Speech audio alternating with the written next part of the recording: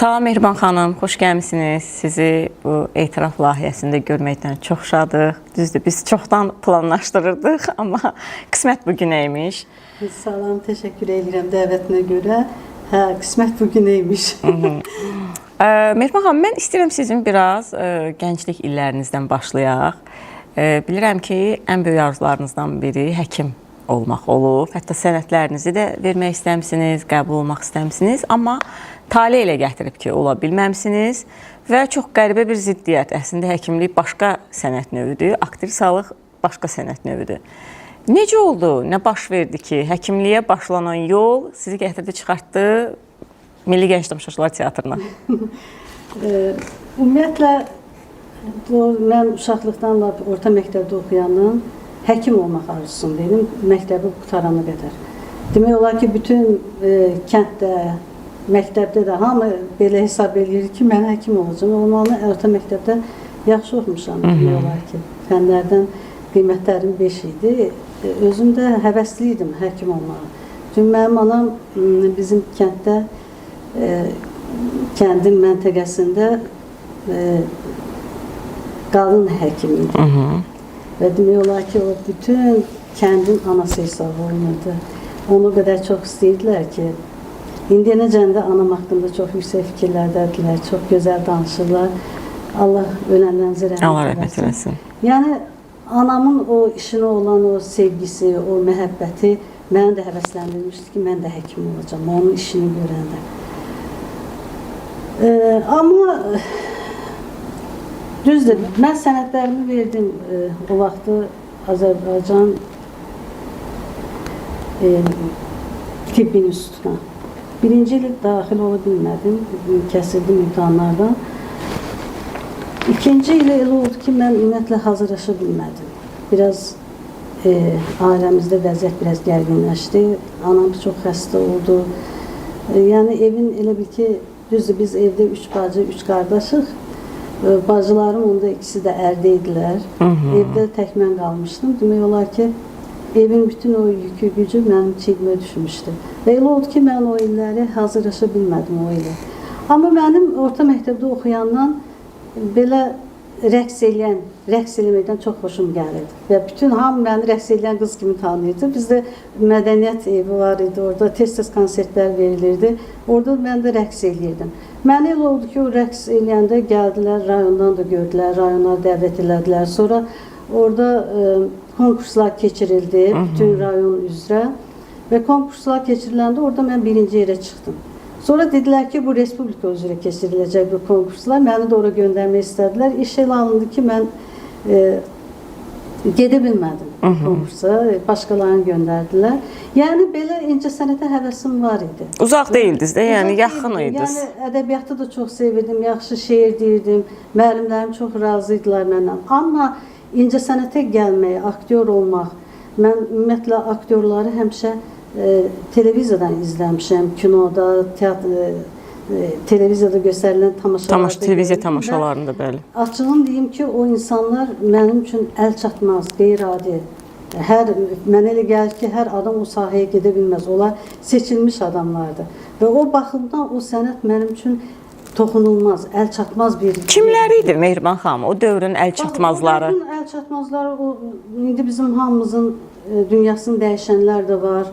Məsələn, o vaxtın aktrisaları Leyla Bədirbəyli, Nəcibə Məlikova, Firəngiz Şərifova, aktyorlar da Həsən Turabov, Həsən Məmmədov, Rasim Balayev, biz həmişə filmlərdə kimləri görmüşdük bunlar. Mən onlara Siyavuş Aslandı, Yaşar Nuriyevdi, belə çox ekranda da görəndə elə bilirdim bu insanlar, nə bilim, belə qeyri-adi insanlar və açın deyim, yenəcə də mənim üçün elədilər. O insanlar mənim üçün həqiqətən sənətdə əl çatmaz görünür. Yəni, aktris olandan sonra belə fikriniz dəyişmədi, maraqlıdır. Çünki mən bu aktris olandan sonra daha çox bu sənətin nə qədər məsuliyyətli, nə qədər ciddi bir sənət olduğunun şahidi oldum. Və özüm də özümə məhəttəl qaldım ki, mən necə olub gəlib bu aləmə gəldim, düşdüm. Əslində mən gəncliyimdə, orta məktəbdə, belə institut dövrlərində də çox utancaq bir qız idi. Çox, necə deyim, məndən söz soruşmasalar cavab verməzdim. belə danışmağa utancaq, belə həddindən artıq çox utancaq idim həqiqətən. Və hamı da deyir ki, bu qız belə utancaq qız necə oldu, getdi birdən-birə incəsənətə də girdi. İncəsənətdə də müəllimlərim məni çox istəməyə başladılar. İlk baxışdan mənə onlar da deyirdilər, sən yaman utancaqsan, səndən aktrisa olmayacaq. Amma elə bil ki, o sənət dərslərini keçdikcə, mən o aktyor sənətini yiyələnməyə başladıqca məndə qəribə bir dəyişiklik oldu. Məndə sənətə qarşı, bu səhnə mənim üçün tamamilə başqa bir aləm oldu. Və həyatda özümü nə qədər utancaq olsam da, səhnədə mənə nə deyirdilər onu edirdim. Səhnədə utanmadınız? Səhnədə elə bir ki, mən rahat idim. Yəni, həyatda eləyə bilmədiklərimi bir səhnədə eləmək arzusu oldu məndə. Və müəllimlərim də məni gördülər. Mənim ilk müəllimim, aktyor sənəti müəllimim rəhmətlik Faiq Zöhrəbov. Düz 4 il o mənə bizə dərs deyib və çox gözəl müəllim idi, həqiqətən sənət dərsi. O sənətin demək olar ki, sirlərini, onun o çətinliklərini, hər şeyini, ilk addım atmağını demək olar ki, Faiq Zöhrəbov öyrətdi. Mənim ümumiyyətlə teatrdan heç bir, necə deyim, xəbərsiz bir adam idim. Teatr barəsində heç nə bilmirdim. Teatr nə olan şeydir, səhnə nə olan şeydir. Qorxurdunuz? Təzə vaxtlarında çox qorxurdum. Yəni, institut belədir ki, uşaqların arasında demək olar ki, seçildim artıq. Artıq ikinci kursa çatanda məndə tamam başqa bir dəyişiklik hissi oldu. Hamı da bunu hiss elədi. Elə Faiq müəllim də o vaxtlar ikinci kursda mən oxuyandım. Mən İncəsənət o vaxt institut idi də. İncəsənət institutun musiqili komediya aktyorluğu fakültəsini qutarmışam. Orada səs də lazımdı oynamaq və Faiq müəllim məni başqa tərəfdən kəşf elədi. Yəni dramatik aktrisa kimi. O vaxtlar o bir tamaşa hazırladı institut müəllimləri ilə. Onların elmi işi kimi gedirdi. Və orada əsas qəhrəmanları qızı mən oynuyordum. Oğlanı da Vidadi Həsən. Yəni ən cavanları biz idi. Ən cavanı da mən idim. Vidadi Həsən məndən bir kurs yuxarıda oxuyurdu. Və o kollektivlə biz Nakam qız tamaşasını hazırladıq. Faiq müəllim. Və orada elə bir ki, məni kəşf elədilər. Mən o tamaşanı oynayandan sonra açığını deyim ki, bütün institutda o vaxt gəldilər, baxırdılar tamaşalara və ondan sonra bir mənə qapı açıldı. Mən həqiqətən oxuyan olmuşam bütün fənləri, amma buna baxmayaraq hansı fəndə imtahana girir, bilirlər sən aktrisa olacaqsan, sənə qiymətin yazılıb getdi, sənə tarix, nə bilim, nə belə şeylər lazım deyil. Yəni orada bəxtim gətirdi mən. Və əlbəttə ki, teatr haqqında yenə deyirəm, heç bir təsəvvürüm yox idi mənim. Mən elə bilirdim, institut necədirsə, yəqin teatrda elə olacaq. Mənə qapılar açılacaq, qabağımda heç bir mane olmayacaq. Və 5-ci kursda artıq bizə bir diplom tamaşamızı Ağışı müəllim gəldi, bizlə hazırladı. O vaxtı o dram teatrında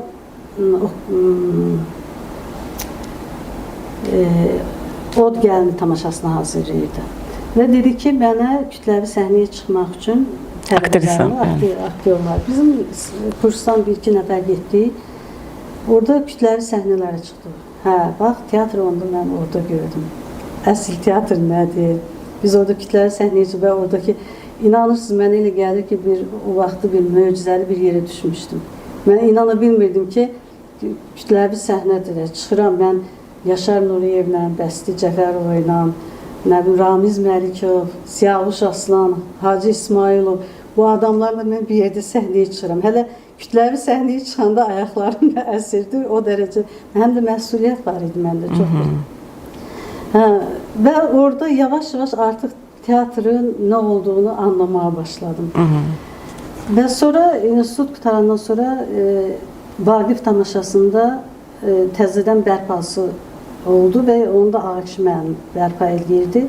Neçənci ildə Ədil İskəndarovun hazırladığı tamaşanı təzədən elə bir bərpa edirdi. Olduğu kimi. Orada mənə xanəndə qız obrazını verdi. Orada həm də canlı oxuyurduq. Orada canlı orkestrlə oxuyurduq. Rol düz balaca olsa da, amma yaxşı rol idi. Məsələn, çıxırdım xanın qarşısında oxumaq, mahnı oxumaq, özdə canlı oxumaq. Məlik Dadaşov oynayırdı, Qacarı. Belə yavaş-yavaş institut qutarandan sonra düzdür, ştatını işə götürmədilər dramada. Söz verdilər ki, götürəcəklər. Amma bir çox rollarım var idi, yaxşı rollarım var idi. 3 il demək olar ki, mən orada ştatlı işçi kimi yox, elə belə gəlib tamaşalar oynadım, getdim. Məni teatrı götürmədi. Aha, bax nə mane oldu Mehriban xanım? Niyə götürmədilər? Hazır yol açılmışdı. Getmişdiniz tələbəliklərinə. Yəni artıq siz niyə görə bu sualı verirəm sizə? Çünki o dövr keçib, bəlkə də o insanların çoxu həyatda yoxdur artıq sizin o işlədiyiniz dövrdə. Sadəcə olaraq maraqlıdır. Doğrudan da ki, məsələn, sizin kimi istedadlı bir aktrisa Azdramaya gedir, çıxır Akademik Dram Teatrına və yolu orada 3 ildə olsa kəsişmir. Düzdür, yaxşı oldu ki, bu teatra gəldiniz ki, biz indi sizinlə söhbət ola bilirik. Biz qazandıq əslində. Valla, mən çox ümid idim ki, söz də vermişlər, götürəcəklərdi. Mən bir şey, sonra gördüm ki, yox, bu boş sözlərdir. Yəni, mən artıq götürməyəcəm, mən onu artıq hiss elədim. Səbəbini valla, elə şeylər var, onun səbəbini bilirəm. Elə şeylər var, indiyənəcən də fikirləşirəm, tapa bilmirəm onun səbəbini. Məsələn, mən bayaq dedim, mən elə bilirdim teatrda gələndə mənim üçün yol. Hə, bayaq o sözü bəli işlətdiniz. Amma mən elə şeylərlə qarşılaşdım ki, elə mənə qarşı qəribə münasibətlərlə özdə elə bir adamlar ki, mən onlara həqiqətən bayaq dedim ki, qeyri-adi insanlar kimi baxırdım və onların mənə olan münasibəti heç nədən alıb. Başa düşə bilmirdim niyə. Yəni, o təpkiləri gördüm, yavaş-yavaş qorxmağa başladım. Utancaqlıq öz işin gördü. Amma məndə qəribə bir mübarizə əmələ gəldi ki, yox, mən nəyə görə? Mən axam deyir ki, sən istedadlısan, sən oynaya bilərsən. Bunlar niyə mənə mane olurlar? Anlaya bilmirdim. İndi hardasa başa düşürəm. Burada ola bilsin qısqanclıq da ola bilər. Təzə gələn aktrisadır. Hardasa yaşı ötmüş adamlar bəlkə də qəbul edə bilmirlər bunu. Yəni, mən bunu belə qəbul edirəm, amma yenə də mən onları, ruhları şad olsun, mən onları yenə aktrisa kimi sevirəm, amma mənə çox böyük maneələr törətdilər, onu da deyə bilərəm. Sonra gördüm ki, yox, mənim artıq vaxtım gedir, 3 il. 3 il buradan vaxtım getdi və gəldim, fikirləşdim ki, hara gedim də, harada işləyə bilərəm. Elə Akişi mənə məsləhət gördü, dedi ki, sən Tiyuza get, sən elə tiyuzluq aktrisasan hal-hazırda. Get direktorla danış, o səni götürər. Çox böyük həvəslə gəldim bura. O vaxtı Kəmal müəllim idi, Kəmal Rəsul idi oranın direktoru. Məni yaxşı qəbul elədi, danışdıq. 89-cu il idi, hə? Bəli, 89-cu ildə. Artıq o vaxtlar mən demək olar ki, solğun çiçəklərlə demək olar ki, məşhurlaşmışdım. Mən də elə bilirdim ki, yenə qapılar mənə hər yerdə açıq olacaq. Gəldim, Kəmal mənə dedi ki, aktyor ştatında yer yoxdur, amma səni bilet yoxlayan vəzifəsini işinə qoya bilərəm, sən zalda. Onda bu teatrda o vaxtı 89-cu ildə təzə təmirdən çıxmışdı. Mən dedim, mənim üçün heç nə, tək ki teatrda olum. Tək ki görüm ki, mən teatrda, yəni eybi yoxdur, qoy o işləyir. Razılaşdınız, bəli. Razılaşdım, həqiqətən razılaşdım, amma çox böyük zülmlər də çəkdim. Çünki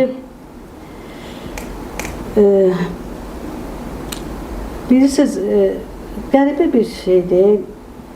O vaxtlar həqiqətən avtobusa, metroya, harada gedim, mən bir gecənin içində demək olar ki, məşhurlaşmışdım. Amma o məşhurluq mənim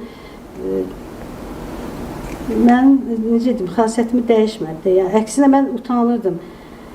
Hara gedirdim, mənə hörmət var idi, çox gözəl aktrisasan, çox xoş sözlər eşitirdim, amma mənə təsir edən o idi ki, məni küçədə bacada hamı aktrisa kimi tanıyır, amma mən teatrlara aktrisa kimi qəbul eləmirəm. Çox üzr istəyirəm Mehriban xanım, siz Sara obrazı ilə məşhurlaşandan sonra gəldiniz burada bilet satıcısı kimi fəaliyyət göstərdiniz. Yəni ki, o mənə çox böyük təsir edirdi. Və inanırsınız ki, mən bəlkə də bunu heç yerdə danışmışam deyə bilmərəm. Mən zalda dayanırdım, o vaxtı təbiidir də, o vaxtda bir televiziya kanalı vardı. Hamı da ona baxırdı. Özü də o tamaşa uzağı ayda bir dəfə göstərdilər. Elə aylar var idi ki, hətta 2 dəfə göstərdilər.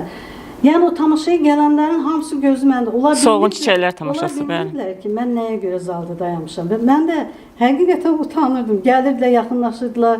İndi o vaxtı telefon yox idi, şeydi, gəlirdilər, avtoqraf götürürdü, biri əlinə yazdırırdı, biri nə bilim kağıza yazdırırdı. Sonra güllə gələn olurdu. Məsələn, tamaşa gedir, tamaşa qutarırdı. Mən çox vaxt zaldan çıxıb qaçırdım ki, məsələn, gələn tamaşaçı elə bir ki, gülü gətirib mənə verirdi. Mən utanırdım ki, o zaldakı, səhnədəki aktyorlara biraz hörmətsizlik olurdu. Onlar da istər-istəməz deyəcəklər, bu kimdir ki, buna gül verirlər. Yəni, belə şeylər yaşamışam mən. Bunu sonra gedib evdə özüm üçün axşamlar yadıma salırdım, ağlayırdım ki, mən nə vaxt aktyor statına keçəcəm də, nə vaxt olacaq bu. Yəni, Çox ağladınız Mehriban xanım. Çünki mən həqiqətən çox ağlamışam, amma mənim ağlamağımı heç kim görməyib. Çünki mən ancaq yatanda yorğanı başıma çəkirdim. Heç yaxınlarıma da, bacılarıma da heç kimə onu bildirməmişəm. Amma səhər yenə durub gəlmişəm ki, mən teatra gedirəm. Neçə il davam elədi Mehriban xanım sizin bu? 2 il mən demək olar ki, o işdə işlədim və sonra məni truppa müdürlüyü qoydular. Çox qəribədir. Sonra məni truppa müdürlüyü qoydular. Yenə aktrisa yox, truppa müdürlüyü. O da mənim üçün çox ağır bir iş idi. Çünki məncə bu teatrda ən ağır işlərdən biri truppa müdürüdür. Mənim kimi adam üçünsə o vəzifə, ümumiyyətlə mən vəzifə xoşlayan olmamışam, amma mənim kimi adam üçün elə bir vəzifədə işləmək də çətin idi. Mən aktyorların hamısını çox istəyirdim, hamıya məsəl şərait yaratmaq istəyirdim, amma istər-istəməz gördüm yenə narahatçılıq yaranır, heç nədən məndən gəlib davası, baxırdım ki, mənim heç bir günahım yoxdur, amma gəlirdilər. Bəli, çox çətindir. Mən onu yaxşı bilirəm. Mən də götürə bilmirdim. Yəni ki, mənim günahım nə idi ki, heç nə. Mən də hərdən deyirəm, mən də sizin kimi aktris olmaq istəyirəm. Mənim nə işim var, truppa müdürü olum. Mehriban xanım, çox üzr istəyirəm. Heç düşünürdünüz ki, bəlkə ola bilməz ki, bu boyda teatrda sizə bir ştat tapılmasın. Düşünürdünüz ki, bəlkə kimsə tapşırır, bəlkə istəməyən, sizin parlamağınızı istəməyən aktrisalar, aktyorlar olurdu. Onları mən sonra hiss elədim də hamısını. Onlar olub.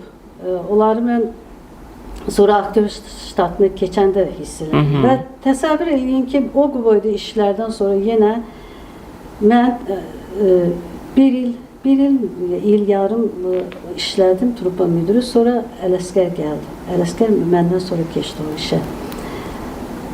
Və yenə deyirəm, mənə çox ağır gəldi ki, onda təzə teatra aktyorlar gəldi. Və onaca mənə dedilər, teatrda ştat yoxdur. Teatrda ştat yoxdur. Sonra aktyorlar gəldi, Elşən Rüstəmov gəldi, Eyvaz gəldi, Mehriban gəldi. O bir-iki nəfər bunları ştatı götürdülər. Mənə qayıtdı ki, qoy hələ yoxlayaq. Ən aşağı dərəcədə məni aktyor ştatına götürdülər. Yenə dedim, eybi yoxdur. Tək ki, səhnəyə çıxım. Mənim arzum oldu ki, qoy səhnəyə çıxım. Yəni, mən səhnəyə birbaşa çıxa bilmişəm. Rahat gəlməmişsiniz. Rahat gəlməmişəm. Mən cırmaqlaya gəlmişəm səhnəyə. Və bütün bu çətinliklərə baxmayaraq, mən bu səhnəni sevirəm, doğru. Teatr sevirəm. Yəni, bütün o mənə olunan o haqsızlıqlar, o eləyən gördüklərim, o işlərin hamısını səhnəyə çıxanda unudurdum.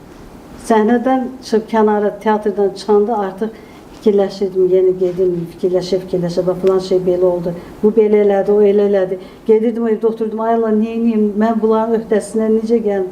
Çünki elə adamlar idi ki, mən onlarla heç cürə mübarizə apara bilməzdim. Çünki onların kökü var idi burada. Onlarla mən mübarizə apar, heç cür bacarmıyorum. Amma Mehriban xanım, sizin həyatınıza da elə bir şəxs daxil olur ki, o insan da sənət müstəvisində, həm xarakter baxımından, həm sənət müstəvisində o da köklü bir insan olur. Ağakişi Kazımov. Sizin həyat yoldaşınız, baxmayaraq ki, aranızda böyük yaş fərqi olur. Amma siz ömrünün sonuna qədər ona sədaqətlə, hörmətlə yanaşırsınız, birgə həyatınızı davam elətdirirsiniz. Ağakişi müəllim sizin üçün kim oldu? Dost, sirdaş, yoxsa elə sevginin özü? Ağakişi müəllim elə dediyiniz hər şey oldu mənim üçün. Həm dost oldu, həm sirdaş oldu, həm mənə yol göstərən oldu, həm müəllimim oldu, həm həyat yoldaşım oldu. Evdə necə deyim, Sirrimi ancaq oyla bölüşə bilirdim. Yenə də ağlayırdınız, yoxsa artıq Yox, sözünüzü... Açığım deyim ki, mən heç kimin yanında ağlamamışam. Heç vaxt. Yox, Ağa Kişi müəllim sizin həyatınıza daxil olundan sonra o yəqin ki, o göz yaşınız, çarəsizliyiniz azalar. O hamısı, açığım deyim ki, məni çox vaxt ürəkləndirən, o özü kənardan hər şeyi görürdü. Və görürdü, mənə deyirdi, möhkəm ol. Özü mənə əvvəldən demişdi, sən çox şeylərlə rastlaşacaqsan. Əgər bütün bunlara dözə biləcəksənsə, bu sənətin dalınca get. Mən onda başa düşməmişdim, mənə nə deyir. Və sonra anladım ki, mənə nə demək istəyirdi. Və o hadisələri olan şeyləri, o məndən qabaq görürdü. Və sonra mənə deyirdi ki, görürsən, mən sənə demişdim, möhkəm ol. Hələ bundan betərləri olacaq, bundan. Yəni, mən özümü o teatrda özümü təsdiq eləyənə qədər mən o çətinlikləri gördüm. Yəni artıq gördülər ki, yox. Bu adam həqiqətən sənət sevəndə, həqiqətən indi istedadım var deyə bilmərəm, biri belə deyə bilər, biri belə deyə bilər. Yəni oynadığım tamaşalardan yaxşı da ola bilər. Mən heç vaxt özüm haqqında yüksək fikirdə olmamışdım. Mən öz səhvlərimi, özümün elədiklərimi hamıdan da qabaq görürəm. Yəni mənə deməmişlər, mən bilirəm ki, nəyi mən düz edirəm, nəyi səhv edirəm və açıq deyim ki, mənə deyilən o təklifləri də, tənqidləri də mən qəbul edən adamam. Eləyib, onu yerinə yetirənəm də. Mən belə şeylərdən incimirəm, amma mənim qabağıma mənə mane olanda, mərdimazar insanlar olanda o mənə çox toxunub. Həqiqətən çox əziyyətlər çəkmişəm o barədə. Ağa Kişi Kazımov ümumiyyətlə necə insan idi? Bax, sizdən əvvəl bizim həyat yoldaşı aktyor olan başqa qonaqlarımız da olub. Misal üçün Şəfəq xanımla biz Rafiq müəllim haqqında çox geniş söhbət eləmişik. Yəni, bayaq sizdən qabaq başqa bir qonağımız var idi. Onunla da biz söhbət eləyəndə onun müəllimindən söz açdıq. Yəni, bu insanların həyatına təsir edən böyük şəxsiyyətlər haqqında söz açmasaq, onlar haqqında sual verməsək, bizim özümüz üçün qəbul olunmazdı. Yəni, Ağa Kişi müəllim də böyük rejissor olub, çox böyük əsərləri, yaxşı işləri olub səhnədə. Ona görə də həm də biraz məcburiyyət hiss edirik, həm biraz bir ehtiram hiss edirik ki, onun barəsində. Çünki siz onunla həyat bölüşmüsünüz. Ona görə mən istəyirəm biraz Ağa Kişi müəllim haqqında danışım. Necə bir insan idi? Baxsa, heç kəsin tanımadığı Ağa Kişi müəllim. Mən birincisi sizə deyim ki, Ağa Kişi müəllim həqiqətən çox sənətini sevən, sənətini dəlicəsini sevən bir insan idi. Onun gözünün qarşısında, onun sənətdən başqa, demək ki, başqa şey onu maraqlandırmırdı. Və o da, mən sizə deyim ki, çox böyük haqsızlıqlarla rastlaşan insan olub. Bu, mənə sonralar danışıb və onun gündəliyi də var. Hərdən bir oxuyuram. Həqiqətən çox böyük haqsızlıqlarla rastlaşıb. Amma bütün bunlara baxmayaraq, o həm dözümlü, həm səbirli olub. Və heç nəyə baxmayaraq işinin dalınca gedib. İşi ilə işləyib. Həmişə də mənə deyirdi ki, sən işini gör. Əzəl axır görəcəklər səni. Sən işini gör. O deyirdi ki, mənə o qədər haqsızlıqlar olub, amma bütün bunlara baxmayaraq mən başımı aşağı salıb işimlə məşğul olmuşam. Və onun iş metodu tamam bambaşqa idi. Onunla işləmək tamam başqa bir zövq idi. Onun stol arxası belə məşqləri özü bir dərs idi. Deyirəm, bəlkə indiki dövr olsaydı, indiki o telefonlar olsaydı, onun hər məşqini belə, həm stol arxası, həm səhnədəki məşqlərini. Məsələn, mən Ağa Kişi müəllimin bir dəfə məşqə gecikdiyini görməzdim. Nəinki mən, heç kim. Ya bir dəfə o məşqə hazırlıqsız gəlsin. O gələndə bilirdi ki, nəyi məşq eləyəcək, nə eləyəcək. Və gedəndə tapşırırdı və sabah filan şey olacaq. Qabaqcadan mənə deyin, kim gələ biləcək, ya kimin nə işi varsa, sonra mənə sürpriz olmasın. Mən çünki o işə hazırlıqlı gəldim. Ağa Kişi müəllimin bir məşqə başlayan andan ta məşq qutarana qədər o rejissor eksplikasiyası deyirlər. İndi rejissorluğu oxuyacaqsan, görəcəksən o nədir. Başlayandan ta qutarana qədər bütün tamaşalarının böyük bir belə jurnal kimi dəftəri var. Yəni, hətta bir tamaşasının bəlkə də 5-6 dənə belə dəftəri var. Tamaşayı nə vaxt başladı, necə başladı, tamaşanın baş məqsədi, tamaşanın nə bilim gedişi, aktyorların hərəkətləri, nizamları. Hamısı orada yazılıb, hamısı elə bil ki, O bir elə bil ki, nə deyim sənə, dərslikdir də, onun hər gün o jurnalların hamısı bir dərslikdir. O sonra bir kitab, onlardan yığışdırıb bir kitab da düzəltdi və dərslik kimi də kitab da var. Bilsin, yadına çıxdı, Gətirərsiz, mütləq. Sənə lazım olacaq o rejissor sənət haqqında. Yəni, Akişi müəllim, ya da gəlsin məşqdə yoruldum, ya çay içim, ya oturum nəmli, mən belə bir şey biz Akişi müəllimdə heç vaxt görməmişik. O gəlin məşqə başlayırdı, sona qədər də özdə onun bir gür səsi var idi, enerjik bir məşq eləməyi var idi. Həqiqətən, bilirsən, o həmişə deyirdi, ən belə pasiv aktyoru mənə verin, mən onu səhnədə oynadacağım. Həqiqətən belə idi. O sənə obrazı elə gözəl belə açıb, o qədər obrazı sənə təqdim eləyir ki, artıq sən nəsə sənin üçün qaranlıq bir şey olmadı səhnəyə çıxanda. Artıq bütün məsuliyyət daha səndə idi ki, sən o rolu oynayasan. Sənə nə lazımdır, artıq rejissoru sənə verirdi. Oynaya bilmirdinsə, artıq o sənin işin idi. Bir də ki, həm də ki, Akişi müəllim sənətində ciddi idi, nə mənada. İndi düzdür, hamı deyir ki, mənə rol da verirdi, yəni mən yaxın olmuşuq oyuna. Amma bunun sənətə heç bir dəxil olmuyor. Yəni, əgər o həmişə mənə deyirdi, sən əgər mənim təkliflərimi, səhnədə mənim dediklərimi eləyə bilməsən, mən sənə o biri tamaşada rol verməyəcəm. Şərtini qoyurdu. Şərtini qoyurdu. Həm də ki, o sənət olan yerdə onun gözündə başqa şey görünmürdü. Kim olursan o. O da yaxşı şeydir məncə. Mən ona arxayın olum, özümü buraxım, belə bir şey ola bilməzdi. Mehriban xanım, bax, ikiniz də, Akişi müəllim də, siz də. Mən istəyirəm ki, biraz bilinməyən tərəfləri həm də tamaşaçı bilsin. Mənim özümə də maraqlıdır. İkiniz də səhnədə olmuşsunuz. Təbii ki, sizin ətrafınızda da tərəf müqabilləriniz olub. Akişi müəllim də insanlarla işləyib. Ümumiyyətlə, bir-birinizə nə dərəcədə etibar edirdiniz? Qısqanclıq olurdu mu? İstər siz tərəfdən, istər Akişi müəllim tərəfdən? Mən sizə deyim ki, bizim bir-birimizi tanımaq üçün 20 il bəs deyil idi. 20 il az müddət deyil də.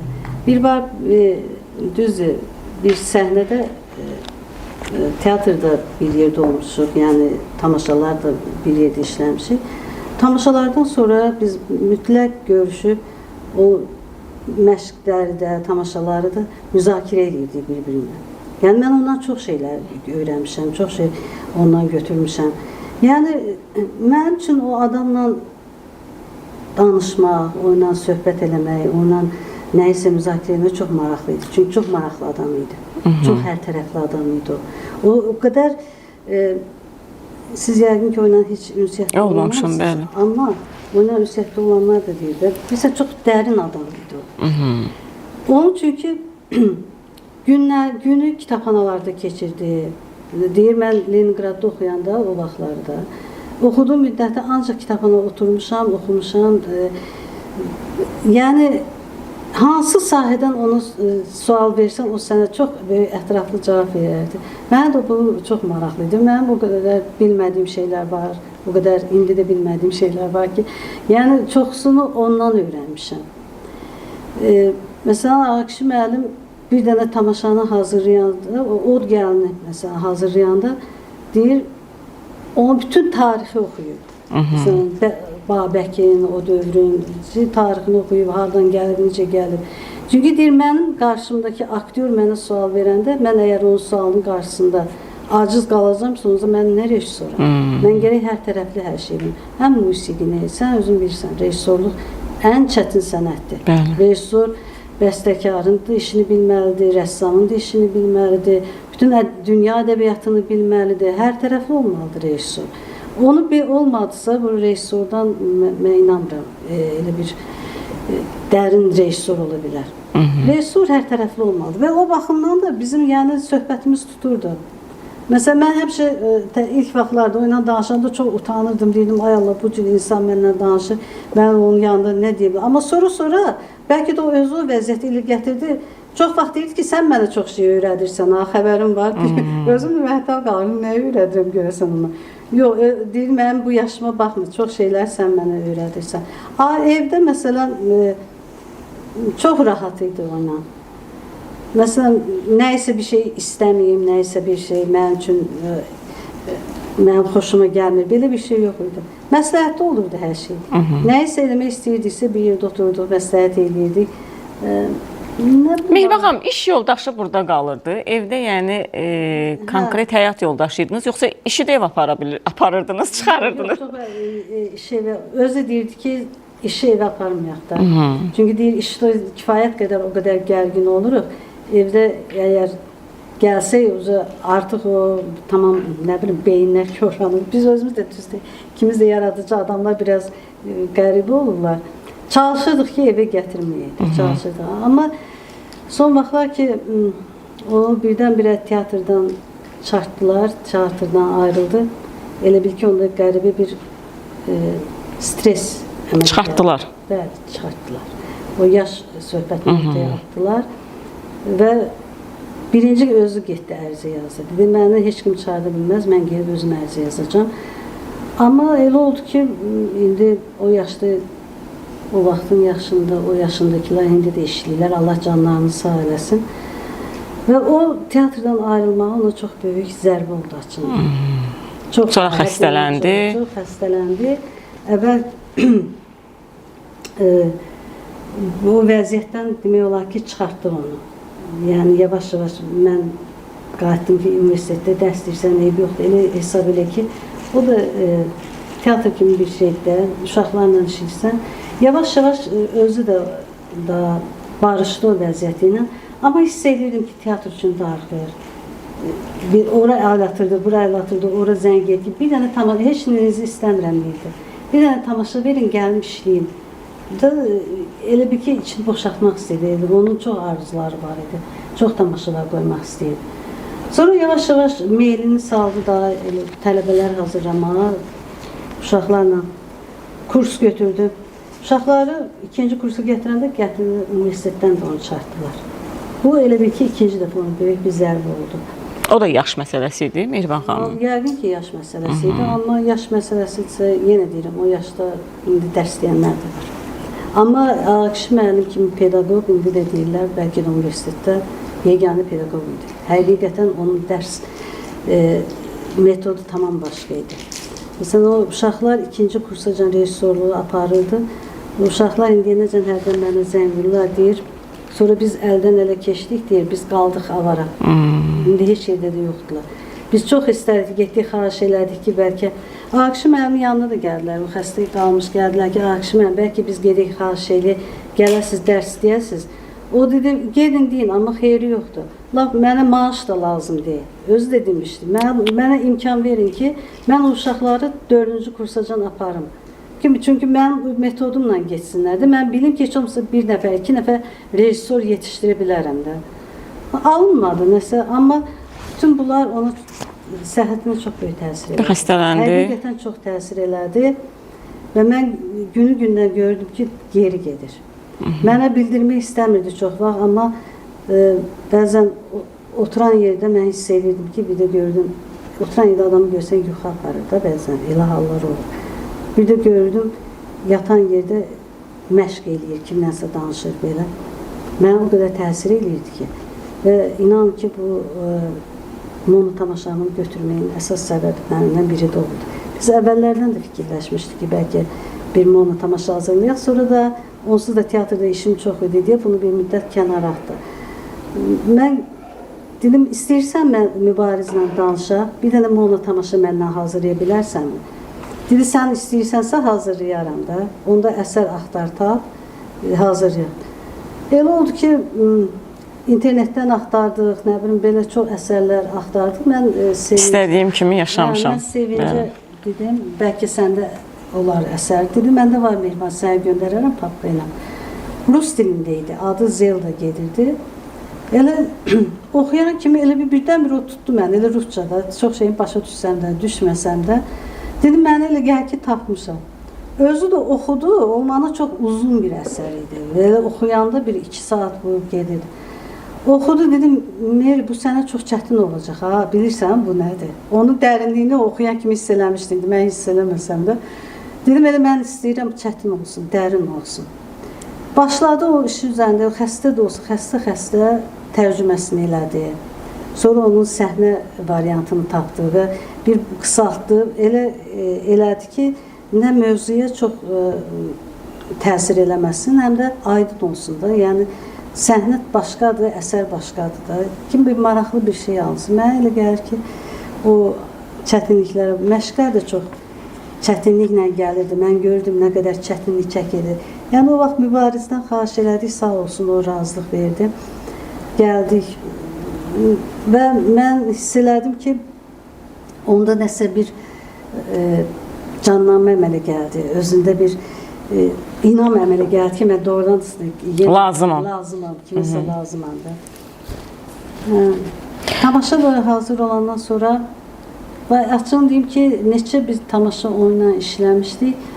Mənə o dedi ki, Meyri, sən bu rolu oynasan, mən sənə bircə söz deyəcəm ki, sən artıq mənim dediyim o aktrisasan. O vaxtca heç vaxt deməmişdi. Tamaşanı biz prosmotrusunu oynadıq.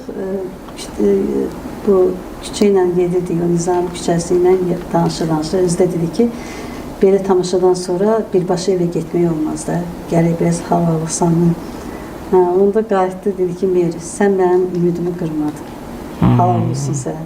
Və neçə illərdən sonra, baxmayaraq ki, həyat yoldaşıydım, neçə tamaşasında oynamışdım. Mən o sözü ondan eşitməmişdim, amma bu tamaşadan sonra onu eşitdim. Mehriban xanım, Ağakişi müəllimə indi bəlkə də biraz çox açıq səslənər sualım, amma siz onu sevirdiniz, yoxsa pərəstiş edirdiniz? Əvvəl pərəstiş edirdim, əlbəttə. O bir rejissor kimi, bir müəllim kimi mən ona çox pərəstiş edirdim. Yenə deyirəm, mən həmişə deyirdim, onun tamaşasında rol oynamasam da, kütləvi səhnəyə də çıxsam, mən onun məşqlərində olmaq istəyərəm. Çünki onun məşqlərindən çox şey götürürdüm mən. Sonra yavaş-yavaş, məsələn, onu tanıdıqca, bir-birimizlə söhbət elədikcə və sonra onun mənə olan münasibəti yavaş-yavaş özümüz də bilmədən, bəlkə bilmədən bütün bu münasibət alındı. Və hiss elədik ki, artıq bir-birimizdən ayrı dayana bilmirik. Son günlərini necə xatırlayırsınız Mehriban xanım? Çox ağır.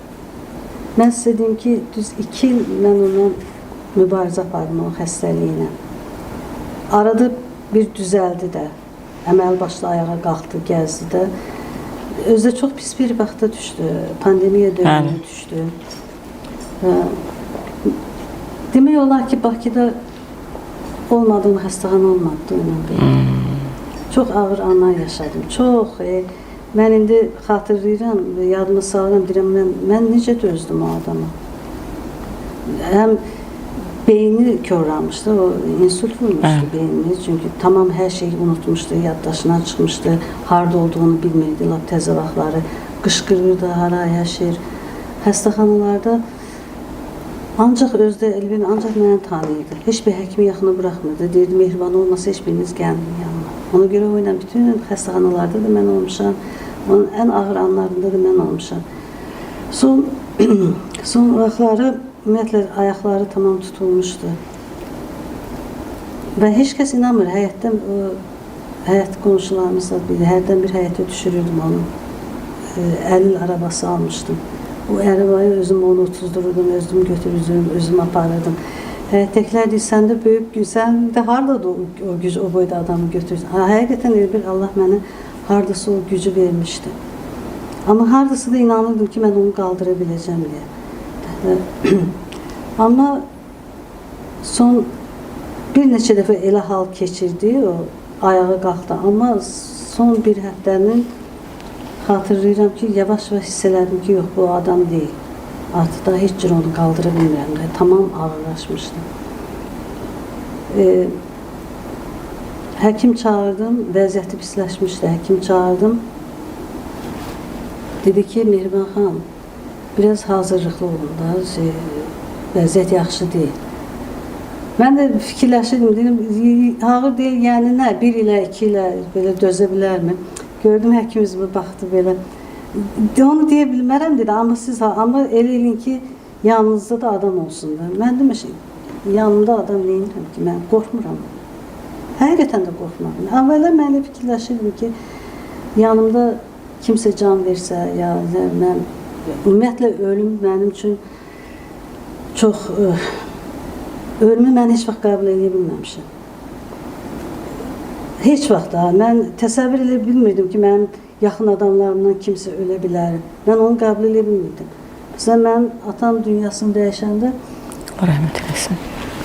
atam mən elə vəziyyətə düşdüm ki, mənim özüm gəldilər, mənə sistem vurdular. Heç cürə qəbul edə bilmirdim. Mən yəni necə bu adam var, yoxdur. Ola bilməz elə şey. Yəni həyat elədir ki, sənə hər şeyi artıq vərdiş elətdirir, yaşatdırır sənə. Yoldaşımdan qabaqda elə anam itirdim. Allah rəhmət eləsin. Anam elə pandemiya dövründə bu xəstə yatırdı, anamın oradan xəbəri gəldi. Pandemiya, buradan rayona getməyə özün bilirsən o vaxtlar çətin idi. Güclə icazə almışdıq. Mən də bilmirdim bunu qoyum, necə gedim, bunu nətər eləyim, ora gedim.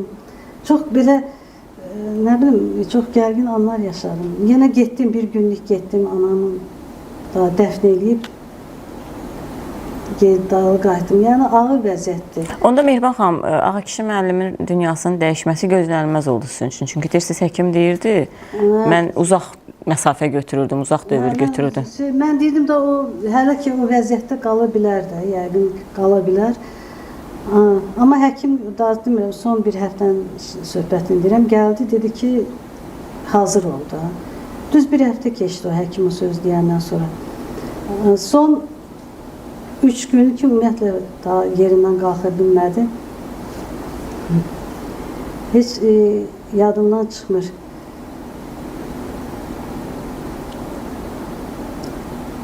Məni hər dəfə çağırırdı. Məni çağırında Ceyran dedi. Ceyran belə çağırırdı. Gəl otur yanımda. Daha elə idi ki, onun yanından kənara gedə bilmirdim də. Bir dəfə də şeylə qayıtdı ki, Ceyran, deyəsən mən ölürəm axı, demişdim. Elə söz demədi, niyə elə deyirsən? Sən məni qoyub hara gedirsən bilədim. Yenə sakit dayandı belə. Axırıncı günü ona özümə heç cürə bağışlaya bilmirəm. O qədər şey, mən 30'dur, da heç cürə gücüm çatmadı, onu qaldırıb 30'durum. Dedim, qoy, axşam idi, gec idi, artıq saat 10 idi, neçə idi axşam.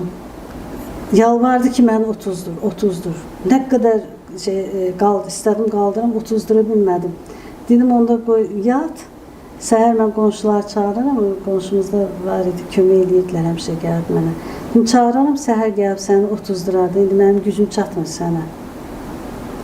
Yaxşı elədi, uzandı. Elə bir yuxuya düşdü. O yuxuya düşdü, özüm də məhəttal qaldım. Səhərə kimi elə yatdı, heç durmaq bilmədi. Mən dedim, qoy, neçə gecələrdir yatmır. Qoy, yatsın da, yəqin yuxusu geçir. Saat günorta 1'ə yaxın idi. Nə idi? Gördüm, tamam ucu vəziyyət, ucu nəfəs almağı ləngidir. Onda bildim ki, daha sonudur. Bir də, onda bir də neyse, son nəfəsini aldı. İnana bilmirdim. Zəng vurdum.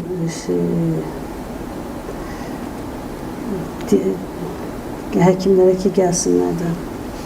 Gəldilər, dedilər ki, daha keçinlikdə. Deyirəm, ola bilməz axı, o dünənləri. Həqiqətən inanmırdınız, hə, Mehriban xanım? Yox. Özdə tək, son anlacan yanında tək mən oldum. Heç kim olmadı. Mehriban xanım, o dəfn olundu, sonra qaldınız, həmişə ikilikdə olmuşsunuz, bir yerdə olmuşsunuz. Amma sonra tək qaldınız. Ümumiyyətlə, sizi nə xilas elədi o vəziyyətdən, o situasiyadan? Biz keçən dəfə bu sualı Kərəm müəllimə də verdik. Onun da həyatında bilirsiniz ki, itkisi olubdu. O çox qəribə bir fikir dedi ki, kollektiv teatr. Mənə maraqlıdır ki, bax, bir aktrisa kimi sizə teatr, kollektiv kömək oldumu, yoxsa bunlar gəlişi gözəl sözlərdir? Yox, mən sizə bir söz deyim də, o vaxtlar yenə deyirəm, o biraz pandemiyanın dövrləri idi, o qədər işdir. Amma mənim həqiqətən Şəfəqdir, İlhamdır, Qəmər xanım, Aktyorlarımız, bəli. aktyorlarımız, Sevincdir.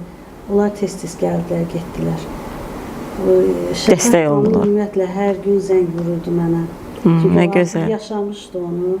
Və Şəfəq xanım mənə elə dəfn olunan gün qayıtdı ki, bax, Mehriban, eşidən bilən ki, sən dərd çəkirsən, sən özün. Amma o artıq insanın özündən asılı deyil ki, sən deyirsən, neçə illər bir yerdə yaşamışsın. Həqiqətən, mən 40 gün mən özümə gələ bilmədim. 40 gün mən demək olar ki, ancaq cümə axşamları kimsə gəlirdi və mən tək qaldım. Və o 40 gün heç kim bilmədi ki, mən gecə gündüz ağlayırdım. Özümü saxlaya bilmirdim. Mən dəhşət bilirdi ki, yəni bu adam doğrudanmı bu adam bu evdən getdi? Ola bilməz. O mənə demişdi, səni qoyub getməyəcəm heç yerə. Mənə qoydu, getdi. Mən özümü heç cürə sakitləşdirə bilmirdim.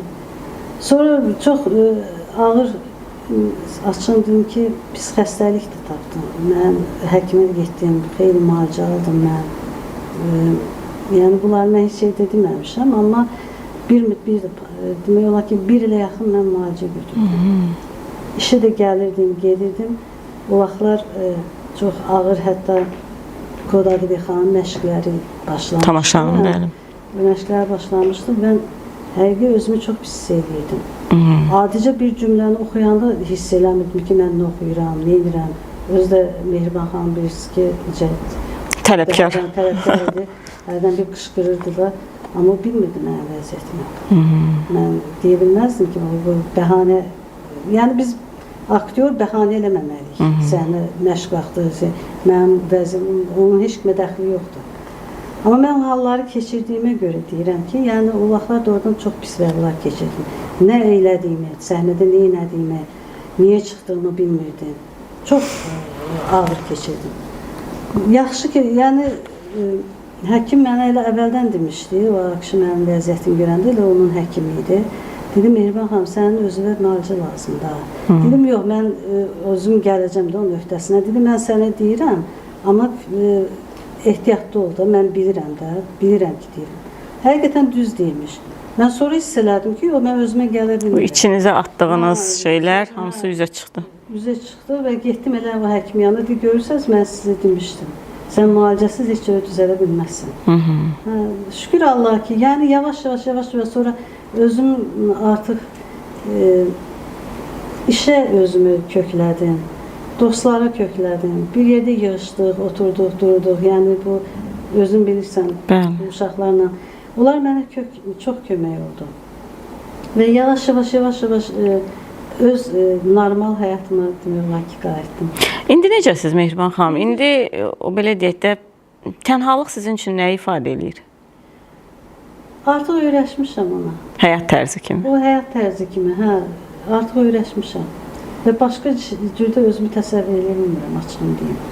Düzdür, arada rayona gedirəm, rayonda oluram, məsələn, məzuniyyət vaxtı, ancaq rayonda oluram, kənddə. Qardaşım, bacım gibi orada olur, yəni ata evimdə oluram. Mənim üçün rahatdır orada da. Məsələn, ay yarımdan çox orada qaldım, heç özümü narahat hiss eləmədim. Yəni, amma belə evdə də indi deyir, bəzən o xatirələrlə yaşayırsan, yadıma düşür. İndi hər halda xoş xatirələrdir. Mən təəssüf eləmirəm. Yaxşı ki, o adamı tanımışam. Yaxşı ki, o adamla işləmişəm. Mən bu sənətin gözəlliyini, sirlərini elə o adamdan öyrəndim. O özü sənətə necə vurğun idisə, məni də elə öyrətdi o sənətə vurğunluq. O istədiyim kimi yaşamışam mono tamaşasında, belə deyək də, Zelda obrazında biraz da həm də özünüzü ifa eləyirsiniz, düzdür? Həmişə deyirəm, yeganə obrazdır ki, elə bil ki, o Zelda ilə mənim ruhlarım birdir. Mən həmişə o tamaşaya oradan çıxanda özümə deyirəm, Zelda, getdik. Yəni bir yerdə getdik də. Və yeganə tamaşadır ki, həqiqətən mən onu oynayanda elə bil ki, özüməm də, Zelda yox, elə özüməm. Özüm o işin içindəyəm. Özümü bir anlıq heç tamaşadakı kimi hiss eləmirəm. Elə bilirəm, elə həqiqətən o hadisələrin içindəyəm. Çox sevdim o obrazı. Həqiqətən çox sevdim. Bilmirəm. Mehriban xanım, bayaq bir söz dediniz. Bayaqdan fikirləşirəm ki, ona uyğun mütləq o sualı verim sizə. Mən əminəm ki, siz bu suala fərqli cavab verəcəksiniz. Yəni şablon, belə klişələşmiş cavab verməyəcəksiniz. O yadımda qaldı. Bayaq dediniz ki, müəlliminizin adını çəkdiniz. Dediniz ki, o bizə sənətin sirlərini öyrətdi. Bax, mənim üçün maraqlıdır. Doğrudan bu sənətin sirləri var. Əlbəttə var. Çox sirlər var bu sənətin. Birincisi, hələ səhnəyə ilk addımı necə atmalısan, ha? Onu öyrətdilər də bizə ilk növbədə. Mən nə bilirdim səhnə nədir, etüd nədir, səhnədə rol oynamaq nədir, səhnədə danışmaq nədir. Səhnənin özünün qəribəlikləri var. Səhnədə səhnə güzgü kimidir. Tamaşaçı sənin hər hərəkətini görür. Bizə elə gəlir ki, heç nə görmür. Sən əgər orada bir balaca artıq əski eləyirsən, o da o dəqiqə oradan görünür. Səhnənin çox qəribə bir sirri var, həqiqətən. Məsələn, səhnədə yalandan heç nə eləmək olmaz. Sən həqiqətən səhnədə yalandan eləyirsənsə, o dəqiqə o görünür orada. Sən oynadığın rolu, məsələn, obrazın daxilini düzgün oynaya bilsən, o obrazın daxilini həqiqətən onu hiss eləyə bilsən, tamaşaçı da səninlə bərabər o hissi yaşayır. Səninlə bərabər o obrazı görür. Yox, əgər yaşaya bilməsən, tamaşaçını da inandıra bilməzsən. Bilirsiniz, mən özüm də çox vaxt fikirləşirəm ki, doğrudan bax, məsələn, deyirik, səhnə sirridir, səhnə, hərdən sual da verirlər ki, bax, sən nədir ki, səni səhnəyə bağlayan? Sən niyə bu qədər bağlısan? Çox özümə sual verirəm. Hərdən fikirləşirəm, bax, bəlkə də teatrın qapısından içəri girən kimi olursan tamam ayrı adam. Teatrından kənarda o qədər hamının da o qədər işlər, problemlər, bəli. Səhnə teatra girəndə artıq olursan teatrın içindəki adam. Artıq o problemlər qalır kənarda. Bəlkə bu da onun sirri, bilmirəm. Səhnəyə çıxanda kimlə istəyirsən sənin intriqan olsun, kimlə istəyirsən davan olsun, kim istəyir səni pisləsin, amma səhnəyə çıxırsan, artıq səhnədə sənsən və heç kim sənin vecibə deyil. Özüm səndir səhnədə, mənə heç kim toxuna bilmir. Bəlkə bu da onun sirri, bilmirəm. Bəlkə tamaşadan sonra tamaşaçının alqışıdır o sir. Yəni biz nə deyim, tamaşanın sonundakı o alqışlayırlar, ha. Bizə heç nə lazım deyil. O alqışlar bizə bir dünyanın, nə bilim, göyün 7 qatına və yaxud da bir dəstə çiçək. Bir dəstə çiçək heç nədir belə baxanda. Bəlkə bu da onun sirri, bilmirəm. Hər nədirsə sir var. Sir var. Bu sirdir. Bunların hamısı elə bir sirdir də ki, o sirdən, o aləmdən çıxa bilmirsən. Və bir dəfə o aləmin içine daxil oldunsa, artıq oradan qayıdıb çıxmaq çox çətindir. O səhnədən ayrılmaq çətindir.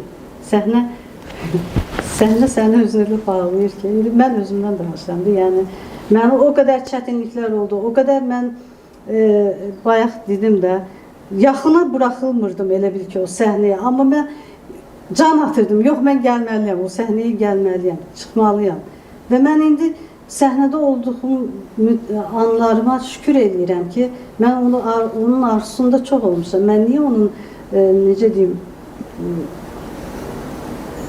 peşmançılığını çəkməliyəm ki, yox. Baxam, insan xatirələri sizcə ağ-qara şəkillər kimi solur, saralır, yoxsa rəngli qala bilir? Məncə elə xatirələr var, rəngli qala bilir, amma eləsi var, solur. Solanlar da var. Sizdə necədir vəziyyət? Məndə solanlar da var, amma elə xatirələr var, onlar rənglidir. Tək olmasın. Çox sağ olun Mehriban xanım. Elə söhbətimizi məncə bu ladda bitirsək yaxşı olar. Təşəkkür edirik bu isti vaxtda vaxt tapıb gəldiniz, bizə vaxt ayırdınız. Bilirsiniz ki, verilişimizin formatı var. Mən indi gedəcəm. Siz kamera ilə tək başına qalacaqsınız. Bir etiraf edəcəksiniz. Çox sağ olun. Yenə təşəkkür edirəm dəvətinə görə. Mənə elə gəlir ki, çox xoş söhbət oldu. İsti bir söhbət oldu. Yəni, bilmirəm, səni qane eləyə bildim ya yox. Mən elə gəlir ki, içimdən keçənləri dedim. Çox sağ olun. Təşəkkür edirik. Sağ olun.